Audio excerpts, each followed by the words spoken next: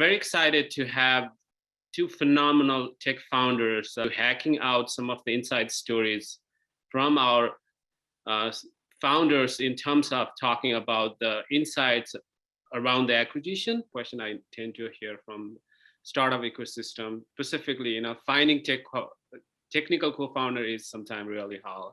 If you are a visionary founder, so do you have some additional insight just to give the user, your journey? So this will be good from our audience standpoint too.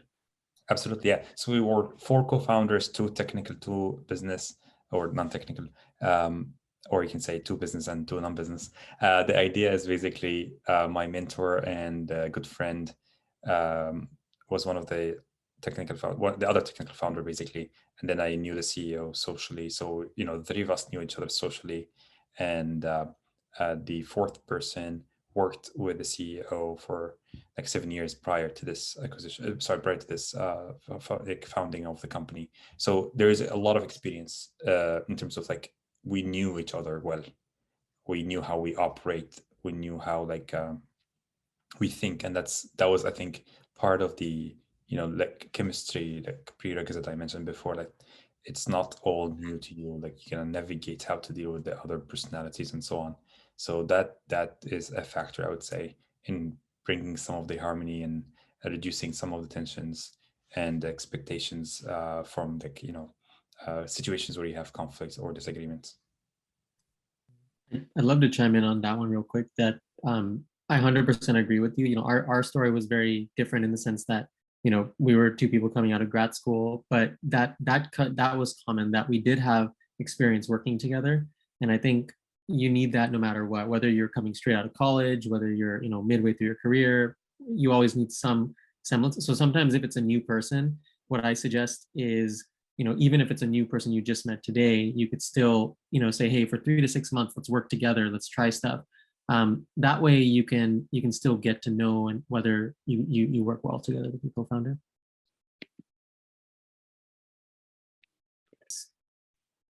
Get in front of the customer as fast as possible. Don't wait. Don't think too much to yourself. Just get in front of the customer. Talk to as many people as possible. That's going to help you no matter what field you're in, even if it's one where they're hard to sell to. You're not selling at the beginning. You just want to learn, and so it's always better to be in front of the customer. Or like the experiment, print it on paper. Print what you want to do. Like let's say you want to change the layout of the newsfeed. Print it on paper and go talk to folks at Stanford Mall. Just stop them and ask what they think. And it's very important to talk to strangers, not your friends, not your family. Like your mom is going to be your biggest cheerleader. You don't want that opinion to cloud your judgment. Like, yeah, get that opinion, get some encouragement from your family and friends.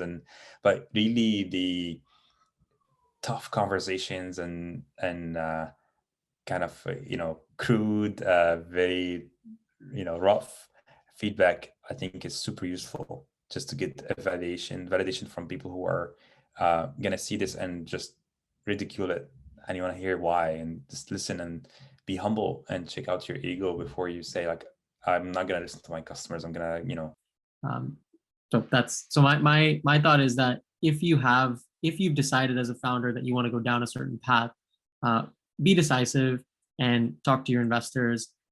One thing that you never want to do is, you never want to hide anything from them. You want to be transparent with them, because the more transparency you provide, once they're on your side, they're on your side, right? There's no reason for them to go against you. So you really want to, get them on board. So yeah, that was our experience. Let's get into more some of the specifics around the acquisition deal.